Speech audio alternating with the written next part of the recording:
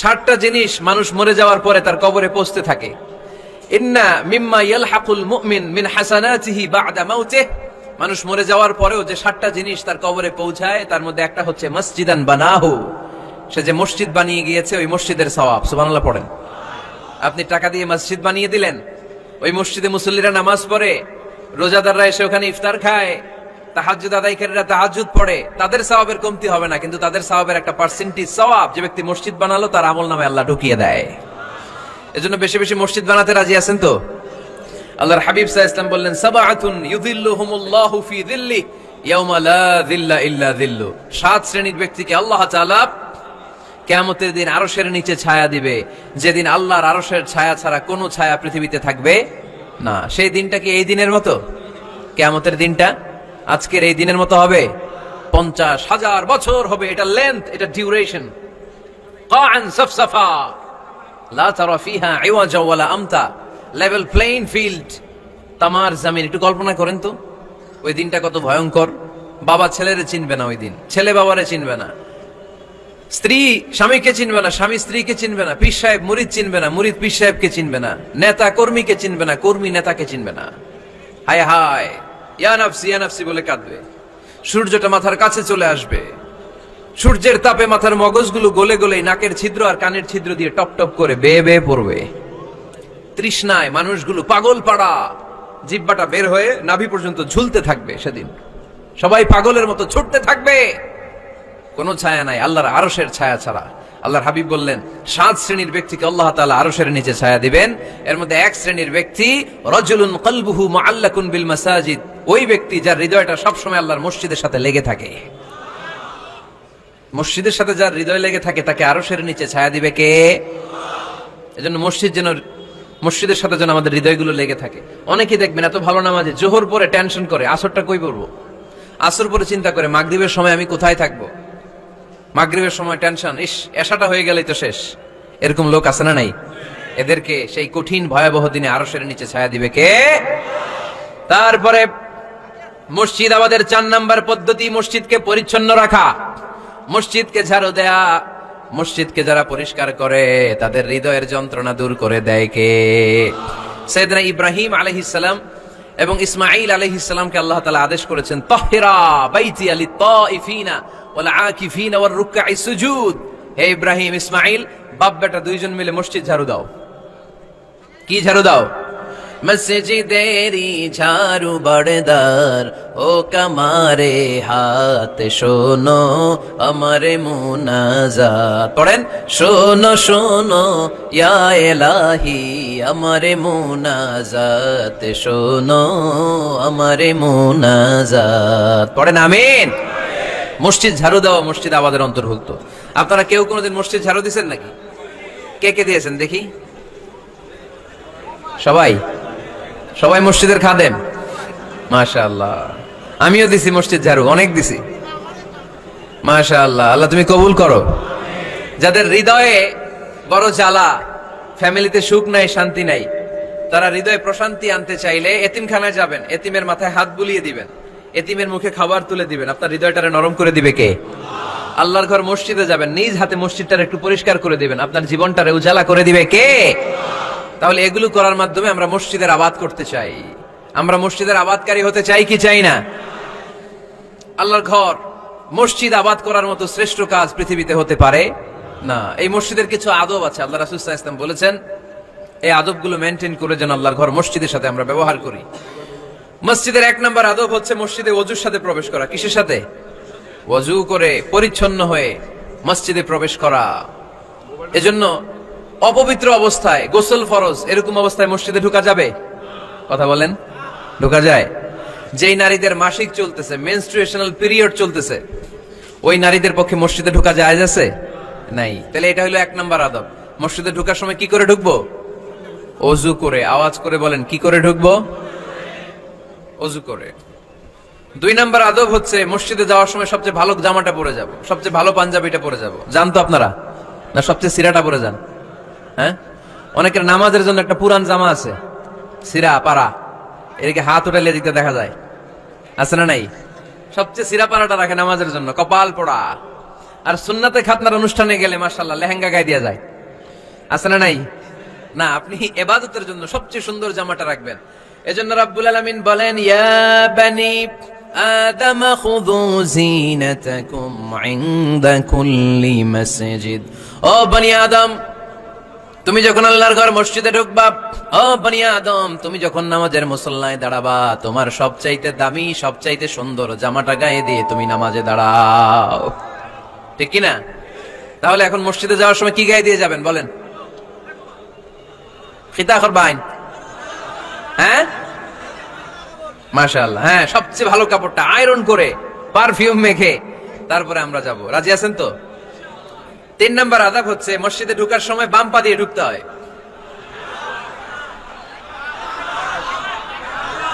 কোন পা? আরো জোরে। এদেরকে গুতা মারা লাগে, নাহলে আওয়াজ বাড়ে না, এরকম ভলিউম টাইট করতে হয়। ভলিউম হাই করলে আর করে বাড়ে, এমনি বলতে চায় না। আর ঘটনা কি? হ্যাঁ, খায় নাই। বদরের যুদ্ধ হয়েছিল রমাদানে, কোন সাহাবী খায় নাই, না খাইয়া একেবারে সাইজ করে দিছে কাফেরদেরকে। আমরা না খেলেও আমাদের হৃদয়ে ইমানি শক্তি আছে না নাই? এই তো বোঝা যাচ্ছে ইমানি শক্তি আছে। এতক্ষণ আছিল কই? তো মসজিদে ঢোকার সময় কোন পা দিয়ে? এগুলো মনে থাকে আমাদের? ভুলা যাই আমরা, খেয়াল থাকে না তো এগুলা। এত কিছু মনের মধ্যে রাখলে এগুলো মনে থাকবে কেমনে? মসজিদে ঢোকার সময় কোন পা? আরো জোরে। বেরোয়ার সময় কোন পা? মনে থাকবে? মসজিদে যখন ঢুকবেন ডান পা দিয়ে ঢুকবেন, আর দোয়া পড়বেন, আউযু বিল্লাহিল আযীম ওয়া বিওয়াজহিল কারীম ওয়া সুলতানিহিল কদীম মিনাশ শাইতানির রাজীম। বিষ্ণু সাল্লাল্লাহু আলাইহি ওয়াসাল্লাম বললেন, যে ব্যক্তি মসজিদে ঢোকার সময় এই দোয়াটা পড়বে, শয়তান আফসোস শুরু করে, সে বলে, হায় হায়, আজকের দিনের জন্য, সারা দিনের জন্য তো তুই আমার ওয়াসওয়াসা থেকে বেঁচে গেলি, আজকের সারা দিনের জন্য তোরে আমি হারালাম, আজকের সারাটা দিন আল্লাহর পক্ষ থেকে প্রোটেকশন নিয়ে তুই বেঁচে গেলি, আজকের জন্য যা, কালকে তোরে আমি ধরবো। এজন্য এই দোয়াটা পড়ার দরকার আছে না? আউযু বিল্লাহিল আযীম ওয়া বিওয়াজহিল কারীম ওয়া সুলতানিহিল কদীম মিনাশ শাইতানির রাজীম। 4টা বাক্যের দোয়া। মুখস্থ করতে কষ্ট হলে যে ইউটিউবে চলে যাবে আজকেই, ওখান থেকে শুনে আপনারা মুখস্থ করে নেবেন, এই দোয়াটা পড়বেন, তাহলে ওই দিনের জন্য শয়তানের ওয়াসওয়াসা, টেম্পটেশন, প্রভোকেশন থেকে আপনি আল্লাহ তাআলার প্রোটেকশনে চলে গেলেন। সুবহানাল্লাহ পড়েন। তারপর আল্লাহর হাবিব বললেন, ঢোকার আগে আমারে সালাম দাও। পড়বেন, আসসালামু আলাইকা আইয়ুহান নাবিয়্যু ওয়া রাহমাতুল্লাহি ওয়া বারাকাত। এই 2টা জিনিস যখন করে ফেললেন, তখন ডান পা দিয়ে পড়বেন, আল্লাহুম্মা আফতাহ লি আবওয়াবা রাহমাতিক। সুবহানাল্লাহ পড়েন। আল্লাহুম্মা আফতাহ লি, ও আল্লাহ আমার জন্য তুমি খুলে দাও আবওয়াবা রাহমাতিক, তোমার রহমতের দরজা। তার মানে মসজিদে ঢুকলে রহমত পাওয়া যায় কি যায় না? মসজিদে ঢুকলে পাওয়া যায় রহমত, মসজিদের বাইরে রহমতের কথা আল্লাহ বলে নাই। মসজিদের ভিতরে রহমত। কোথায় রহমত? কোথায়? মসজিদের ভিতরে রহমত আছে না? তার প্রমাণ, মসজিদে ঢুকলেই শান্তি লাগে কেমন জানি, আর ঘুমে ধরে। মসজিদে ঘুমাইছেন কারা কারা দেখি? সবাই ঘুমাইছেন? আরে আমি কত ঘুমাইছি। জুমার নামাজের সময় যে কি ঘুম আসে, আসে আসে, কমন পড়ছে, একেবারে কমন পড়ে গেছে। ঘুম আসে কারণ রহমত, রহমতের ঝিরি ঝিরি বাড়ি ধারা আল্লাহ তাআলা আরশের উপর থেকে নাজিল করতে থাকেন, আর এই রহমতের কারণে হৃদয়টা প্রশান্ত হয়ে যায়, অনেকের ঘুমও চলে আসে, ঠিক কি না? এজন্য আল্লাহুম্মা আফতাহ লি আবওয়াবা রাহমাতিক, ও আল্লাহ তোমার রহমতের দরজাগুলো আমার জন্য খুলে দাও। এই দোয়া পড়লে রহমতের দরজা খুলে দেয় কে? আবার মসজিদ থেকে যখন বের হবেন তখন কোন পা দিয়ে? জোরে বলেন। বাম পা দিয়ে কি পড়বেন? আল্লাহুম্মা ইন্নী আসআলুকা মিন ফাদলিক, ও আল্লাহ তোমার কাছে আমি তোমার পক্ষ থেকে ফদল চাই, মানে রিজিক চাই, রিজিক দেওয়ার মালিক কে? তার মানে সোজা সাপটা কথা হচ্ছে, মসজিদের ভিতরে পাওয়া যায় রহমত, আর বাইরে পাওয়া যায় ফদল বা রিজিক। বাইরে পাওয়া যায় কি? রিজিক। মসজিদের ভিতরে রিজিক আছে, তার মানে সারাদিন মসজিদে বসে থাকলে রিজিক মিলবে? নামাজের সময় নামাজ পড়তে হবে, কাজের সময় কাজ করতে হবে, এটাই হচ্ছে ইসলামের বিধান। নামাজের সময় নামাজ, কাজের সময়, আমি প্রশ্ন করবো আওয়াজ করে উত্তর দেন, নামাজের সময়, কাজের সময়, নামাজের সময়, কাজের সময়, এটা মনে থাকবে। এজন্য আল্লাহ বললেন, ফাইদা কুদিয়াতিস সালাতু ফান্তাশিরু ফিল আরদি ওয়াবতাগু মিন ফাদলিল্লাহ, যখন তোমাদের সালাত শেষ হয়ে যায় আল্লাহর রিজিক অন্বেষণের জন্য আল্লাহর জমিনে তোমরা ছড়িয়ে যাও। নামাজের সময় আসবেন, নামাজ শেষ বের হয়ে যান, ফান্তাশিরু ফিল আরদ, জমিনে ছড়িয়ে পড়ো। নামাজ শেষ, চেয়ারম্যান সাহেব চলে যাবে ইউনিয়ন পরিষদের ভেতরে, ছাত্ররা চলে যাবে হাই স্কুলে, মেম্বার অফ দ্য পার্লামেন্ট চলে যাবে সংসদে, সেনাবাহিনীর লোকেরা চলে যাবে ক্যান্টনমেন্টে, ব্যবসায়ীরা চলে যাবে তাদের বাজারে, সিএনজি ওয়ালারা সিএনজি নিয়ে ব্যবসা শুরু করবে, রাস্তায় নেমে যাবে, চিল্লায় বলেন ঠিক কিনা? এটাই ইসলামের বিধান। নামাজের সময় নামাজ, কাজের সময়। আচ্ছা, তাহলে প্রথম সুন্নাত পেলাম, পবিত্র হয়ে ঢুকবো, ভালো জামা পরে ঢুকবো 2 নাম্বার। 3 নাম্বার, ঢুকার সময় কোন পা, বের হওয়ার সময়। 4 নাম্বার, মসজিদে ঢুকে 2 রাকাত। মসজিদে ঢুকে কয় রাকাত পড়েন আপনারা? তাহিয়াতুল মসজিদ, মসজিদকে আপনি ওয়েলকাম জানাবেন, ঢুকেই 2 রাকাত পড়বেন, ওযু করলেই 2 রাকাত। আল্লাহর হাবিব সাল্লাল্লাহু আলাইহি ওয়াসাল্লাম মসজিদে নববীতে জুমার খুতবা দিচ্ছেন। খুতবা চলাকালীন সময়ে এক সাহাবী এসে মসজিদের মধ্যে বসে পড়লেন। আল্লাহর হাবিব সাল্লাল্লাহু আলাইহি ওয়াসাল্লাম সাহাবীরে বললেন দাঁড়াও। সাহাবী দাঁড়ালেন। আল্লাহর নবী জিজ্ঞেস করলেন কেন বসে বললা, 2 রাকাত পড়ছো নাকি? সাহাবী বলে পড়ি নাই। বিশ্বনবী বললেন তাহলে তাড়াতাড়ি 2 রাকাত নামাজ পড়ে বসে যাও। সুবহানাল্লাহ পড়েন। 2 রাকাত পড়ো নাই তো পড়ো, দাঁড়াও, তারপরে বসো। দেখেন খুতবা চলাকালীন সময় আমাদের খতিবরা কখনো খুতবা থামায়? কথা বুঝেন নাই? জুমার খুতবা আপনারা শুনেন না? খুতবা চলতেছে, ওই মুহূর্তে ইমাম সাহেবরা কখনো খুতবা থামায়? মাঝখানে কোনো ঝামেলা হইলে থামায় না। প্রথম খুতবা শেষ, বসে, তারপরে দ্বিতীয় খুতবা। খুতবার মাঝখানে কোনো থামাথামি নাই। কিন্তু আল্লাহর হাবিব সাল্লাল্লাহু আলাইহি সাল্লাম কেমন খতিব ছিলেন দেখেন। আল্লাহর হাবিব সাল্লাল্লাহু আলাইহি ওয়াসাল্লামের খুতবা দেওয়ার স্টাইল এন্ড অ্যাটিটিউড এবং আমাদের খুতবা দেওয়ার স্টাইল এন্ড অ্যাটিটিউড, আল্লাহ রাসূল সাল্লাল্লাহু আলাইহি ওয়াসাল্লামেরটা কত প্রাণবন্ত ছিল। আল্লাহ রাসূল সাল্লাল্লাহু আলাইহি ওয়াসাল্লাম সোসাইটি ওরিয়েন্টেড একজন পার্সোনালিটি ছিলেন, সমাজের মানুষ কেন্দ্রিক, খুব সামাজিক ছিলেন আল্লাহ রাসূল সাল্লাল্লাহু আলাইহি ওয়াসাল্লাম। তিনি দেখলেন একজন বসে পড়ছে, উনি খুতবা থামায় দিলেন। জুমার খুতবা থামায় বললেন এই নামাজ পড়ছো না, পড়ো 2 রাকাত পড়ো। আবার খুতবা শুরু করলেন। সুবহানাল্লাহ পড়বেন না? একবার তিনি খুতবা দিচ্ছেন, দেখলেন আল্লাহ রাসূল সাল্লাল্লাহু আলাইহি ওয়াসাল্লামের 2 জন নাতি হাসান আর হুসাইন রাদিয়াল্লাহু তাআলা আনহুমা, ছোট্ট মানুষ, কাতারের ভিতরে ঢুকে কোন সাহাবী টুপি টান দেয়, কারো পাগড়ি ধরে টান দেয়, একজন এদিকে দৌড় দেয়, আরেকজন ওদিকে দৌড় দেয়। মসজিদে একটা ডিস্টার্ব হচ্ছে। আল্লাহর হাবিব সাল্লাল্লাহু আলাইহি ওয়াসাল্লাম খুতবা থামিয়ে দিলেন, মিম্বার থেকে নেমে আসলেন, 2 নাতিকে 2 হাতে ধরলেন, ধরে আস্তে করে জান্নাতের এই 2 সর্দারকে নিয়ে মিম্বারের উপরে দাঁড়ালেন। এই হাতে এই নাতি, ওই হাতে আরেক নাতি। এরপর দাঁড়িয়ে দাঁড়িয়ে তিনি বাকি খুতবা দিলেন। পড়েন সুবহানাল্লাহ। কত প্রাণবন্ত খুতবা। উনিও খুতবা দিতেন, আমরাও খুতবা দেই। আল্লাহর হাবিব সাল্লাল্লাহু আলাইহি ওয়াসাল্লাম খুতবা দিচ্ছেন, এক সাহাবী এসে বলল ইয়া রাসূলুল্লাহ, মদিনায় দুর্ভিক্ষ, বৃষ্টি নাই, আপনি বৃষ্টির দোয়া করেন। রাসূল সাল্লাল্লাহু আলাইহি ওয়াসাল্লাম খুতবা থামায় দিলেন, থামায় দিয়ে দোয়া শুরু করলেন। আল্লাহুম্মা আসকিনা গায়সান মুগীসান মারিআন মুরিআন নাফিআন গায়রা দার আজিলান গায়রা আজল। আল্লাহ উপকারে বৃষ্টি দেন, যে বৃষ্টিতে আমাদের ফসল জন্মাবে, সবুজ ঘাস লতা পাতা জন্মাবে, আমাদের গবাদি পশুর রিজিক বাড়বে, এরকম উপকারে বৃষ্টি আমাদেরকে দিয়ে মদিনাটারে ধন্য করে দেন। বৃষ্টি শুরু হলো, জুমাবার বৃষ্টি, শনি রবি সোম মঙ্গল বুধ বৃহস্পতি শুক্র, টানা 7 দিন বৃষ্টি। এবার বৃষ্টির চোটে মদিনায় বন্যা হয়ে গেছে। এতদিনে দুর্ভিক্ষ, এতদিনে কি? এখন বৃষ্টির বরকতের দোয়া করছে, বৃষ্টিতে এবার বন্যা। যে সাহাবী বৃষ্টির জন্য দোয়া করতে বলেছিলেন, পরের জুমাবারের খুতবার সময় এসে ওই সাহাবী বলেন ইয়া রাসূলুল্লাহ, আবার খুতবার মাঝখানে ইয়া রাসূলুল্লাহ, আর বৃষ্টির দরকার নাই, আর দরকার নাই, এবার বৃষ্টি বন্ধের দোয়া করেন। আল্লাহর হাবিব সাল্লাল্লাহু আলাইহি ওয়াসাল্লাম খুতবা থামিয়ে আবার বন্ধের দোয়া, আল্লাহুম্মা হাওয়ালাইনা ওয়ালা আলাইনা, হে আল্লাহ আমাদের চারিদিকে দেন, মদিনাতে আর বৃষ্টির দরকার নাই। চিল্লায় পড়েন সুবহানাল্লাহ। এজন্য খতিব হবে এরকম প্রাণবন্ত খতিব। সমাজে কি চলে, কি ক্রাইসিস, কি সংকট, ইয়াংরা কোন সমস্যায় ভোগে, আমাদের রাজনৈতিক অঙ্গনে কি সমস্যা, আমাদের অর্থনৈতিক অঙ্গনে কি সমস্যা, আমাদের সামাজিক অঙ্গনে কি সমস্যা, আমাদের পরিবারগুলোর ভেতরে কি ঝামেলা, প্রত্যেকটা কথা মসজিদের মিম্বার থেকে আসার দরকার আছে না নাই? আল্লাহর হাবিব সাল্লাল্লাহু আলাইহি ওয়াসাল্লাম এভাবেই সমাজকে ঠিক করে দিতেন। 2 রাকাত মসজিদে ঢুকে আজকে থেকে আমরা পড়বো। মসজিদে ঢুকলেই কয় রাকাত মনে থাকবে না ভুলে যাবেন? তারপরে আল্লাহর হাবিব সাল্লাল্লাহু আলাইহি ওয়াসাল্লাম বলেছেন খবরদার কবরের উপর মসজিদ বানিও না। কবরস্থান একদিকে, মসজিদ আর একদিকে। কিন্তু বাংলাদেশে মসজিদের সাথে কবর মিলানো আছে না নাই? ছোট্ট একটা মসজিদ কিন্তু এত বড় বাবার কবর আছে না নাই? না, এগুলো করবেন না আপনি। আগে হবে মসজিদ, পরে কবরস্থান। যেমন মসজিদে নববী হয়েছে আগে, তারপরে বিশ্বনবীর কবর এখানে আছে না নাই? মসজিদে নববী প্রতিষ্ঠিত হয়েছে আগে, পরে বাকি কবরস্থান আছে না নাই? কিন্তু কোন আল্লাহর ওলির কবরস্থানের উপরে যদি মসজিদ বানান, তার উপর লানাত দিয়েছে কে? লাআনা রাসূলুল্লাহ আলাল ইয়াহুদ ওয়ান নাসারা ইত্তাখাযু কুবুর আমবিয়াইহিম মাসাজিদা। আল্লাহর রাসূলের লানত ইহুদি নাসারাদের উপর, কারণ ইহুদি আর নাসারাদের একটা খাসলাত, একটা বৈশিষ্ট্য ছিল, তারা তাদের নবীদের কবরের উপরে মসজিদ বানায় ফেলতো। এটা করা যাবে? এজন্য এলাকায় এলাকায় এই ঝামেলা, কবর আর মসজিদ হবে আলাদা। আবার মসজিদের কেবলার দিকে যেন কবরস্থান না হয়, তাহলে শিরক হওয়ার সম্ভাবনা আছে না নাই? খুব সাবধান, আল্লাহ সব মাফ করে কিন্তু শিরক মাফ করে না, ঠিক কিনা? শিরক হচ্ছে মহাপাপ, সব পাপের বাপ। এজন্য আমরা সব করলেও শিরকের গুনাহ মুসলমান কখনো করতে পারে। এরপর আল্লাহর হাবিব বললেন, মসজিদকে পরিষ্কার পরিচ্ছন্ন রাখো, এটাও মসজিদের আদাব। মসজিদে আতর লাগিয়ে দেন, বাখুর জ্বালিয়ে দেন। আপনাদের এই এলাকার মধ্যে তো বাখুরের অভাব নাই, আগরের অভাব নাই, ঠিক কিনা? গতকাল প্রোগ্রাম ছিল কই? সুজানগর, আগরের রাজধানী। আগর চিনেননি আপনারা?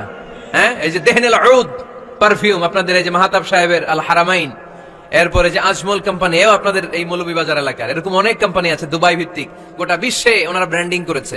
এগুলোর র ম্যাটেরিয়াল, কাঁচামাল যায় হচ্ছে আপনাদের মৌলভীবাজার থেকে। ছেলের বউ শাশুড়ির ওয়াজ গতকাল করছি, শুনে নিন। শাশুড়ি আর বৌমার কিলাকিলি, গতকালের ওয়াজের বিষয় ছিল কি? শাশুড়ি বৌমার কিলাকিলি কি করে থামাবেন, শুনে নিন। আচ্ছা ঠিক আছে, মুফতি সাহেবদের কাছ থেকে জেনে নেবেন এই প্রশ্ন। আমি উত্তর দিলে আবার কিলাকিলি লেগে যাবে বাংলাদেশ, কিলাকিলির দরকার নাই। সম্মানিত ভাইয়েরা, মসজিদ পরিষ্কার পরিচ্ছন্ন রাখবেন, এই বাখুর জ্বালাবেন, দেহনেল উদ, এই পারফিউম গুলো ছড়িয়ে দিবেন। মসজিদের মধ্যে অনেক মসজিদে দুর্গন্ধ আছে না নাই? এই কার্পেটের মধ্যে ময়লা, পরিষ্কার করে না। আল্লাহর হাবিব সাল্লাল্লাহু আলাইহি ওয়াসাল্লাম বলেছেন, খবরদার।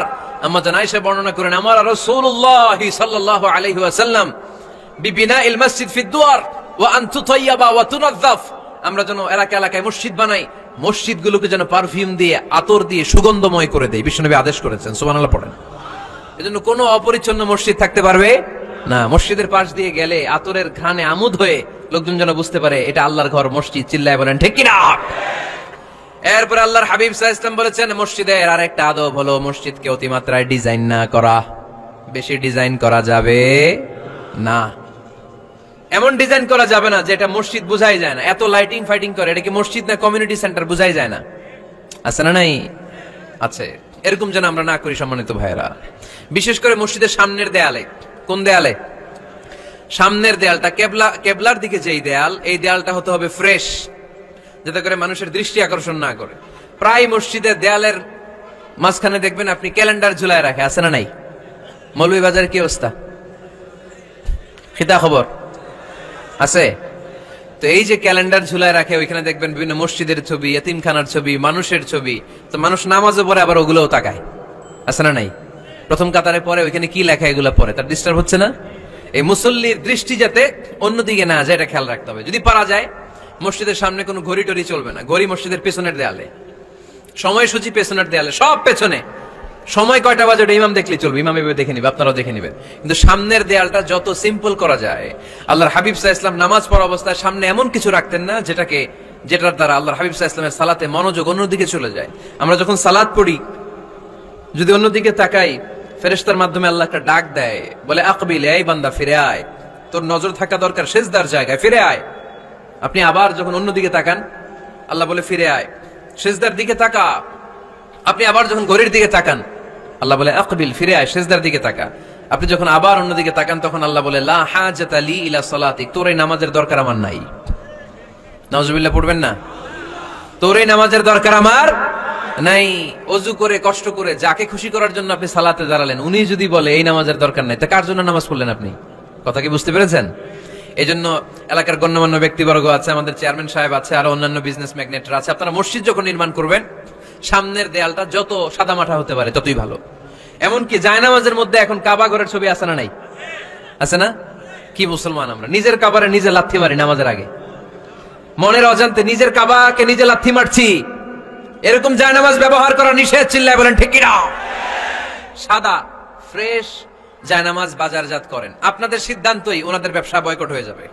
আপনারা যদি এখন থেকে মসজিদের মিনারা আর কাবা ঘরের যে প্রতিকৃতি বা ছবি, এরকম ছবি সম্বলিত জায়নামাজ কিনা বন্ধ করে দেন, এদের মার্কেট থাকবে? কথা বলেন। কালকে থেকে আমরা জায়নামাজ কেনার সময় ফ্রেশ জায়নামাজ কিনবো। কোন মসজিদ, কোন মিনার, আমাদের কাবা ঘরের ছবি সম্বলিত কোন জায়নামাজ কিনা যাবে? আওয়াজ করে বলেন, যাবে? যাবে না। এগুলো হচ্ছে মসজিদের আদাব, এগুলো রক্ষা করে মসজিদে ঢোকার দরকার আছে না নাই? তাহলে মসজিদ সবার, মসজিদ আল্লাহর হাবিব সাল্লাল্লাহু আলাইহি ওয়াসাল্লাম খ্রিস্টানদেরকে মসজিদে ঢুকতে দিয়েছেন, আর আমরা মুসলমান ভাইয়ের জন্য মসজিদে তালা ঝুলাই দেই, আছে না নাই? আল্লাহর হাবিব সাল্লাল্লাহু আলাইহি ওয়াসাল্লাম কোথাও গেলেই প্রথমে মসজিদ বানাতেন। কি বানাতেন? মসজিদ বানাতেন। মক্কা থেকে হিজরত করে মদিনায় আসলেন, কুবায় থাকলেন কয়েক সপ্তাহ। কুবা পল্লীতে তিনি মসজিদ বানালেন, মসজিদ কুবা। ওখানে প্রতি শনিবার কেউ যদি ওযু করে ওখানে যে 2 রাকাত নামাজ পড়ে, একটা কবুল উমরার সওয়াব আল্লাহ তাআলা তার আমলনামায় দিয়ে দেয়। মসজিদে কুবা বানালেন। তারপরে মদিনায় এসে মসজিদে নববী বানালেন, আল্লাহর হাবিব সাল্লাল্লাহু আলাইহি ওয়াসাল্লাম, মসজিদে নববী। এটা ছিল আল্লাহ রাসূল সাল্লাল্লাহু আলাইহি ওয়াসাল্লামের বৈশিষ্ট্য। কোথাও গেলেই তিনি মসজিদ বানাতেন। মসজিদে নববী, হায় রে, এখন তো কত সুন্দর মসজিদ আমরা দেখি, আমরা যে সালাত পড়ি। আল্লাহর হাবিব সাল্লাল্লাহু আলাইহি সাল্লামের সময় মসজিদে নববী কি এরকম ছিল? কথা বলেন। ফ্লোর ছিল বালুর ফ্লোর। কিসের ফ্লোর? আমাদের মসজিদের ফ্লোর কিসের? টাইলস।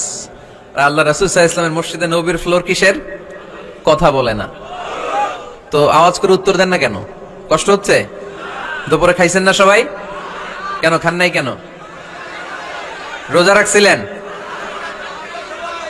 হ্যাঁ, ফজর বাদে আইছি।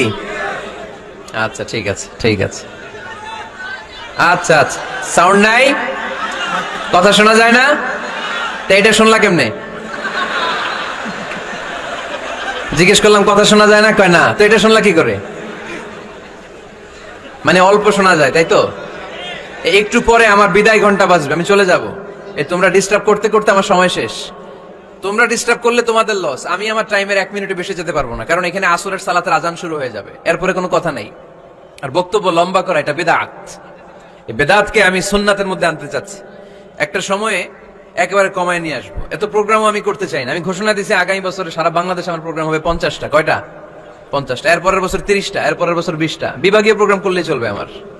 এক এক বিভাগে যে 2 দিন 3 দিন খালাস। এত দরকার না, এত লম্বা চূড়ার বক্তব্যের দরকার নেই। আধা ঘন্টা চুপ করে শোনেন, কয়েকটা মেসেজ ড্রপ করি, take it with you to your home, then practice and apply in the society. নিয়ে যান, আমল করেন, সমাজের কাজে লাগান। সমাজটা আলোকিত করে দিবে কে? খুতাবুকুম তাবিলা সালাওয়াতুকুম কাসীরা। আল্লাহর হাবিব সাল্লাল্লাহু আলাইহি ওয়াসাল্লাম বললেন, কিয়ামতের একটা আলামত, কিয়ামতের আগে তোমাদের বক্তব্য হয়ে যাবে লম্বা, সালাত হয়ে যাবে খাটো। সালাতের পরে তাসবিহ পড়তে চায় না লোকজন, ব্যস্ত, মহা ব্যস্ত, সুপার বিজি। কোত্থেকে আসলে এই ব্যস্ততা? আপনি রবের সাথে মুনাজাত, না যাই ইউনাজি মুনাজাত, আপনার রবের সাথে একাকী নীরবে কথা বলতে মনে চায় না আপনার? এত তাড়াহুড়ো কিসের? ধীর স্থির হন, একটু স্থির হন, একটু মনোদৈহিক প্রশান্তি অর্জনের চেষ্টা করেন। সব সময় ব্যস্ত, ধাক্কাধাক্কি, উচ্ছৃঙ্খলা, এগুলো আমাদেরকে শেষ করে দিয়েছে। এজন্য লম্বা চোরা বক্তব্য ঠিক না। বক্তব্য শুনতে আমাদের ভালো লাগে, আমল করতে ভালো লাগে না। বক্তব্যটা শেষেই সিগারেট ধরায়, আছে না নাই? মাহফিল শেষেই বিড়ি ধরায়, কয় চমৎকার ওয়াজ করছে হুজুরে। ওয়াজটা সেরকম হয়েছে, অনেক কণ্ঠ সুন্দর হুজুরের। এতদিন ইউটিউবে দেখছি, আজকে সরাসরি দেখাইছি। আছে না নাই? তো কি লাভ হয়েছে? লাভটা হয়েছে কি? এই যে মাহফিল শেষে বিড়িটা ধরাইলেন আর গেলেন, কোনো লাভ হয় নাই। এগুলো থেকে বেরিয়ে আসতে হবে। বছরের পর বছর আমাদেরকে শিখানো হয়েছে একভাবে। কেউ এই পরিবর্তনের আওয়াজ তোলে নাই। আওয়াজ আপনাকে তুলতে হবে। আওয়াজ তোলার জন্য এত মানুষ লাগে না, আপনি একাই যথেষ্ট। আপনি দাঁড়ান না সামনে, দেখবেন আপনার সামনে কেউ টিকে থাকতে পারবে না, ঠিক কিনা?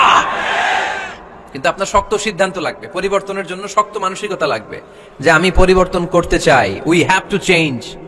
যুগ জামানা পাল্টে দিতে চাই না অনেকজন। এক মানুষই আনতে পারে জাতির জাগরণ। এক মানুষই বিপদকালে বাঁচায় কাফেলায়, ক্ষুদ্র ডিঙ্গি বাঁচায় জাহাজ অসীম দরিয়ায়। এজন্য আপনার শক্ত সিদ্ধান্ত পারে আপনার মৌলভীবাজারটাকে দেশের শ্রেষ্ঠ জেলা, শ্রেষ্ঠ থানা হিসেবে আল্লাহর কাছে কবুল করতে, ঠিক কিনা? এজন্য লম্বা চূড়া আলোচনা ঠিক না। ছোটখাটো অল্প কয়েকটা মেসেজ নিয়ে যেতে পারলেই that's enough. One of the minor sign before the day of judgment, your Islamic lectures will be very longer and your salah 5 times a day will be shorter. কিয়ামতের আগে বক্তব্য লম্বা, নামাজ খাটো, তাসবিহ পড়ে না, ব্যস্ত, মহাব্যস্ত। এই মহাব্যস্ততা ছাড়েন, কোরআন সুন্নাহর দিকে ফিরে আসেন। বরকত দিবে কে? বিশ্বনবীর মসজিদে নববীর ফ্লোর বালুর ফ্লোর ছিল, আমাদের ফ্লোর টাইলস। আল্লাহর হাবিব সাল্লাল্লাহু আলাইহি ওয়াসাল্লামের মসজিদে বালি নিচে, এই বালিতে নামাজ পড়তেন। বৃষ্টি হলে কাদামাটি হয়ে যেত, কাদামাটিতেই সেজদা করতেন। সেজদা করলে কাদার মাটি আল্লাহর হাবিব সাল্লাল্লাহু আলাইহি ওয়াসাল্লামের নাকে আর কপালে লেগে যেত। তিনি সালাম ফিরিয়ে সাহাবাদের দিকে মুখ ফিরিয়ে বসলে দেখতেন প্রতিটা সাহাবীর নাকে আর কপালে কাদার মাটি মিশে আছে। তার মানে প্রিয় নবী সাল্লাল্লাহু আলাইহি ওয়াসাল্লামের মসজিদে নববী ছিল কাঁচা, কিন্তু মুসল্লি ছিল পাকা। আমাদের মসজিদগুলো হয়েছে পাকা, কিন্তু মুসল্লি কাঁচা, ঠিক কিনা? ফজরের সালাতে মানুষ নাই। ইমাম সাহেব আছেন কে কে এলাকায়? দেখি ইমাম মসজিদের ইমাম? মাশাআল্লাহ।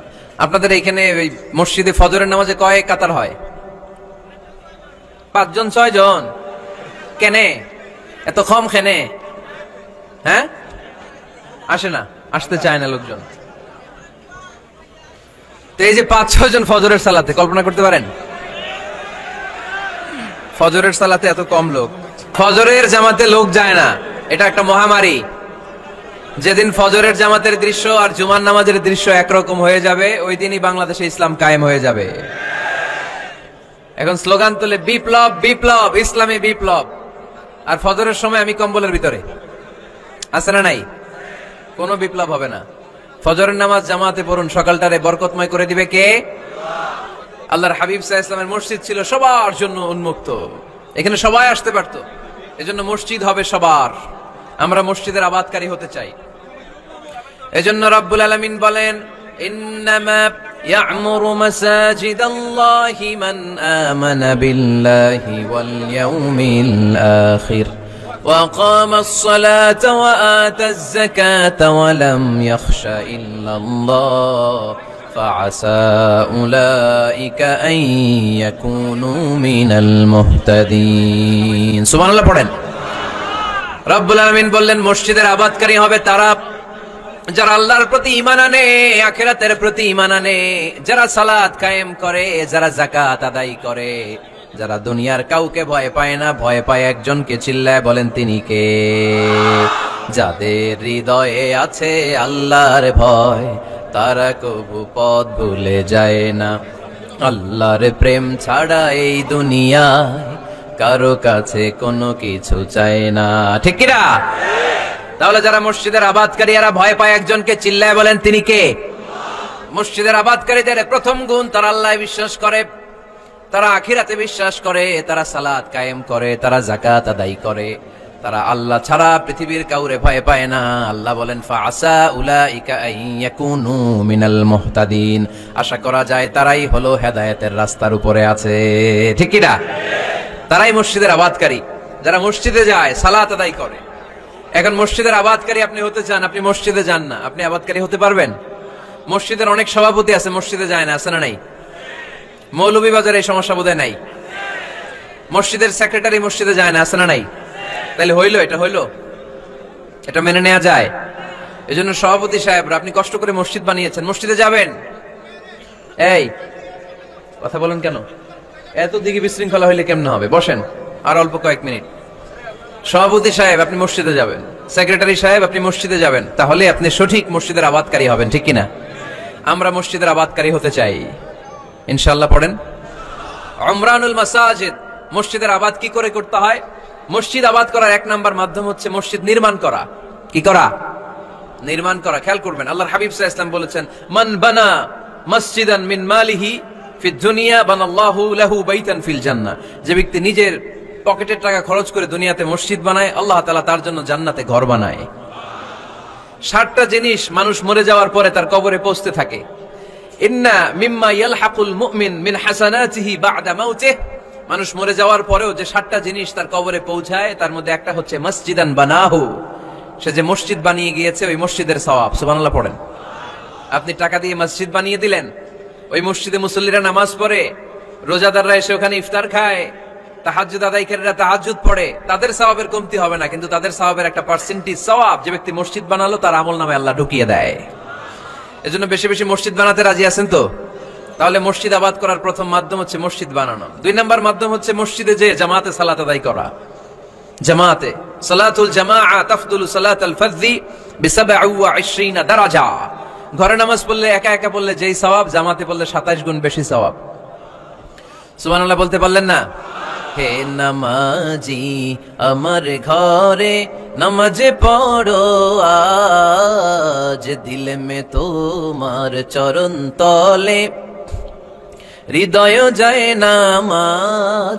হে নামাজি আমার ঘরে নামাজে পড়ো আজ, দিলে মে তোমার চরণ তলে হৃদয় যায় নামাজ। পড়েন আল্লাহু আকবার।